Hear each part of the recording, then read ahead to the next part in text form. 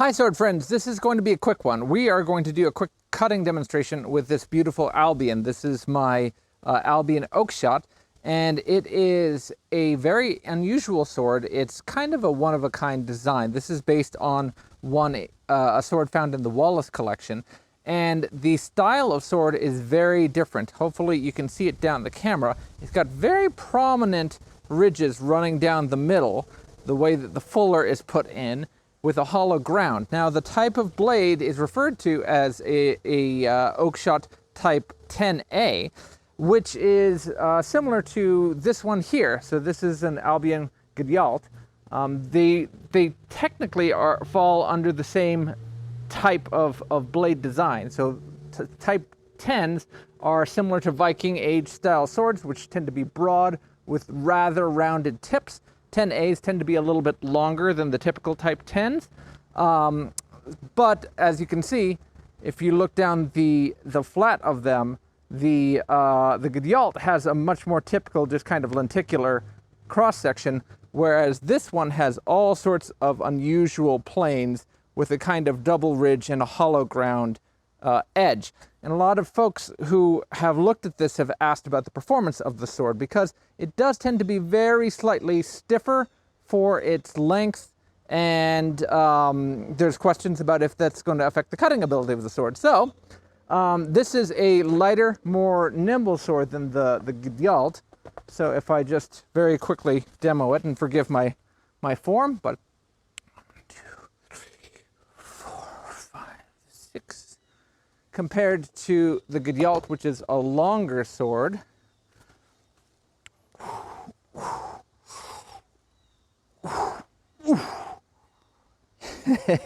Takes a little bit more effort to get that one up and moving. So this one is much more of a compromised design. Even though it would still be expected to be used with a shield, this is a bit faster. It's got a bit more mass in the pommel. It doesn't have as long of a blade, so you wouldn't expect it to hit quite as hard as something like this, where in this case, you're expected to hide behind a big shield, have your sword way back, and just come in, whap, wallop the other person. Whereas this one, even if you didn't have a shield, you'd be able to hit, defend, hit, defend, hit, defend, because the sword is balanced in such a way that it gives you a lot of compromise between both attack and being able to come back for a riposte. It's closer to what I'd call a fencing point of balance.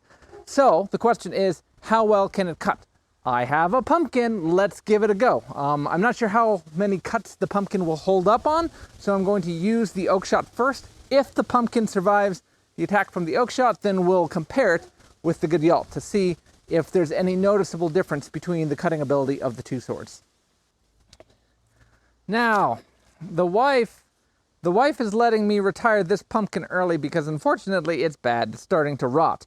Now, it's soft in some areas, but it's still very hard in a majority of its side. So I'm going to cut it. Hopefully I'll be able to make it all the way through and not cut into my stand. But if I do start chopping it apart, it may start just deteriorating. I'm not sure what's going to happen to it. So let's see what happens.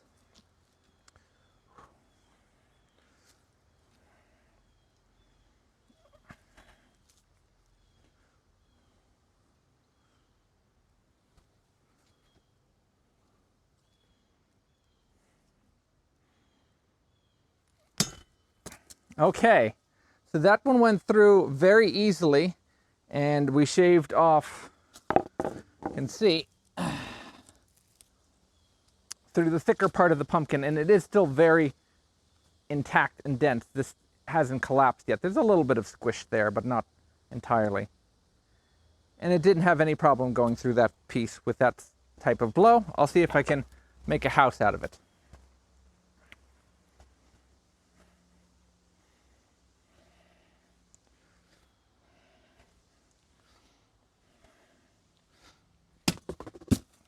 Nope, didn't cut all the way through. I cut, looks like, I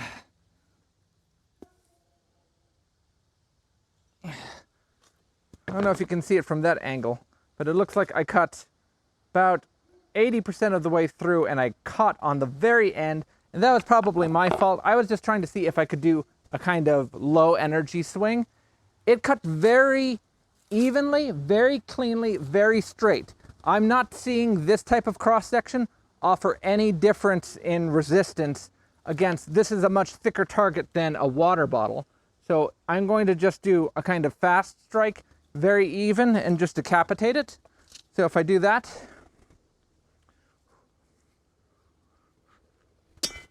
no problem at all.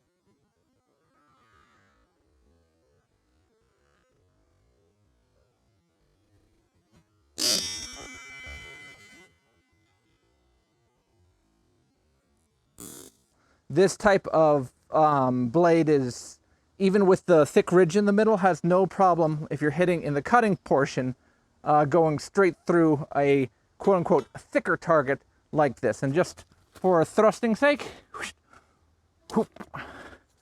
it goes very comfortably through on the thrust. Very comfortably.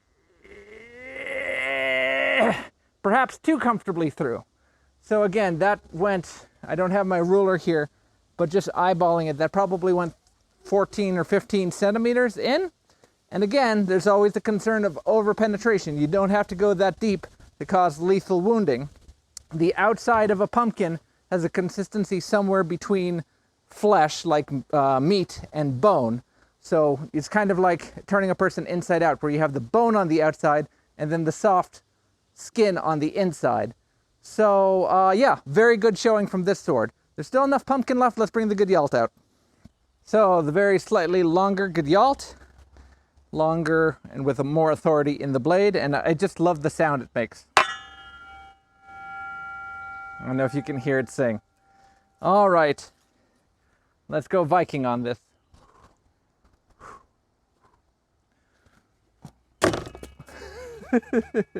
I think I almost caught my plastic on that one. So I'm running out of real estate to do the swings.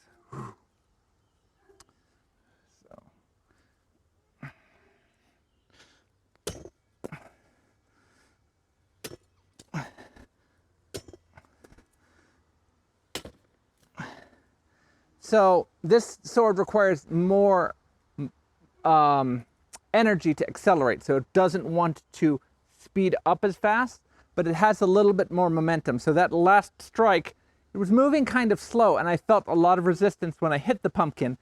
And if I had struck the pumpkin with that same speed with the Oakeshott, that I don't think the Oakeshott would have continued all the way through, because I don't think that the sword had enough mass at that point in the blade to make it through the target. But because this sword has more momentum behind it, it continued through the target at that point. All right, one more cut to finish her off.